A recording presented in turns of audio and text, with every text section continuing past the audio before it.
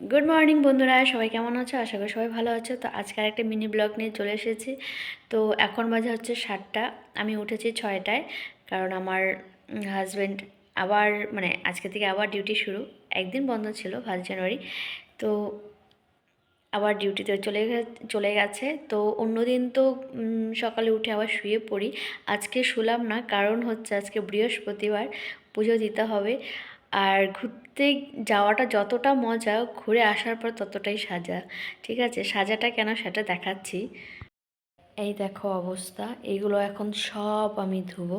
ঠিক আছে, আরও আছে এই যে। তো এই কারণেই বললাম সাজা। ঠিক আছে, তো এখন ঝটপট কাজগুলো করে ফেলি। এইগুলো কাপড়গুলো কাচবো, তারপরে হচ্ছে ঘর মুছবো, স্নান করব, পুজো দিব, অনেক কাজ। এখন যদি ঘুমাতে যাই তাহলে 9টা বেজে যাবে উঠতে উঠতে। তো সারাদিন চলে যাবে কাজকর্ম করতে করতে। তারপর পুজো দিয়ে তো আবার রান্নাবান্নাও আছে। তো সাথে থাকো, দেখতে থাকো। এখন আমি ঝটপট কাজ শুরু করে দিই, আর বাইরের ওয়েদারটা একটু দেখাচ্ছি। এই দেখো, বাইরে রোদ নেই আজকে, এখনও 7টা, অবশ্য রোদ উঠতেও পারে, কালকে তো পুরো কুয়াশা ছিল। এই যে, চলো আবার কাজে লেগে যাই, পরে আবার কথা হচ্ছে। তো এই যে আমি ঝটপট এখন ঘরটা মুছে নেব, ঝটপট ঘর মুছে নিয়ে তারপর স্নানে চলে যাব। ছেলে ঘুমাচ্ছে, তো ছেলে যতক্ষণ ঘুমাবে আমি কাজ করতে পারবো, উঠলেই আমাকে ডিস্টার্ব করা শুরু করে দিবে। তো এই যে 1 গামলা কাপড় কেচে নিলাম, কেচে এবার স্নান করে ও ছাদে চলে এসেছি, কাপড়গুলো মেলে দিয়ে ঠাকুর ঘরে চলে যাব। আর বাইরে কিন্তু ভালোই হাওয়া চাড়ছে, দেখতেই তো পারছো গাছগুলো নড়ছে। তো আর ঠান্ডাটাও কিন্তু ভালোই ছিল, আমার তো এমনিই ঠান্ডা লেগে গেছে, ঠান্ডা জল দিয়ে আবার কাপড় কাচা হচ্ছে, আরও ঠান্ডা লাগবে জানি। আজকে রাতে আমার অবস্থা খারাপ আছে, কারণ ঠান্ডা, এই ট্যাঙ্কির জল এত ঠান্ডা হয়ে থাকে, এগুলো এই ঠান্ডা জল দিয়ে ধুতে ধুতে আমার আরও বেশি ঠান্ডা লেগে গেছে। তো যাই হোক, ঝটপট এই যে কাপড়গুলো নাড়া হয়ে গেছে, নেড়ে দিয়েছি।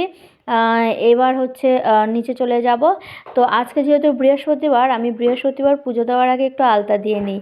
তো আমি যে একটু আলতা পরেছি, তাড়াতাড়ি করে আলতাটা পরেছি থেকে এরকম হয়ে গেছে। তো এই যে পুজো দেওয়া কমপ্লিট হয়ে গেছে আমার, এই যে পুজো দেওয়া হয়ে গেছে। পুজোর সময় আর ভিডিও করতে পারিনি, কারণ এক হাতে ক্যামেরা, এক হাতে পুজো দেওয়া হয় না। তো পুজোটা দিয়ে নিলাম, এবার রান্নাঘরে চলে যাবো, রান্না করতে হবে। তো ওই যে শর্টকাট রান্না, আজকে বেগুন ভাজা করে নিলাম, আর এখানে ডিমের ঝোল করে নিচ্ছি, কারণ যেহেতু প্রচণ্ড দেরি হয়েছে আর বেশি কিছু রান্না করব না। আর এখানে ভাতটা হয়ে গেছে, যে গরম গরম ভাত, আর ছেলের জন্য পাতলা করে মুসুর ডাল করেছি। তো রান্নাবান্না করে খাওয়া দাওয়া করে কাপড়গুলো শুকিয়ে গেছে, আর কিছু কিছু কাপড় ছিল যেগুলো হচ্ছে আয়রন করা বাকি ছিল, অনেকগুলোই জমে গেছে আয়রন করা। আমি কিন্তু একবারে আয়রন করি, একটা একটা করে আয়রন করতে আমার একদম ভালো লাগে না। আগের কিছু ছিল, আজকের কিছু ছিল, তো সবগুলো যে আয়রন করতে বসে পড়েছি, তারপর ছেলেকে খাওয়াবো। এই যে হচ্ছে সারাদিনের কাজ, আবার তারপরে তোমাদের সাথে আবার সন্ধ্যাবেলা দেখা হচ্ছে। ঠিক আছে, তো ঝটপট করে আয়রনগুলো করে নিই। তো এখন বানাবো আমি পিঠে, তার আগে ছেলেকে খাওয়াই নিব। আমি রেডি করে নিয়েছি, মানে চালের গুঁড়োটা চিনি দিয়ে ভালো করে মেখে রেখে দিয়েছি। এখন ছেলেকে খাওয়ায়ে তারপরে পিঠাটা বানাবো, দেখাচ্ছি। যে ভালো করে মাখানো হয়ে গেছে, চিনিগুলো এখনও ভালো করে গলেনি, চিনিটা গলুক ততক্ষণে আমি ছেলেকে খাওয়াই নিই। ছেলেকে যে সুজিটা খাওয়াবো, এটুকুই খাবে ও, ওকে খাওয়াই তারপরে পিঠা বানাবো। তো এই যে পিঠা বানানো শুরু হয়ে গেছে, অনেক দিন থেকে ইচ্ছা করছিল পিঠা খাবো, তো সময় করে উঠছিল না, প্রচণ্ড ব্যস্ততার মধ্যে যাচ্ছিল কয়েকদিন। তো আজকে ভাবলাম না, আজকে বানিয়ে ফেলি, আবার ছেলের স্কুল শুরু হলে পড়াশোনা শুরু হয়ে যাবে,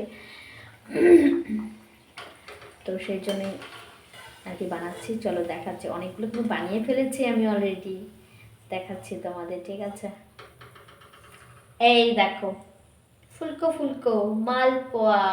ঠিক আছে, কার কার ভালো লাগে? আমার কিন্তু এই পিঠাটা হ্যাপি ভালো লাগে, মাঝে মাঝে বানিয়ে ফেলি, যখনই ইচ্ছে করে ঝটপট বানিয়ে ফেলি।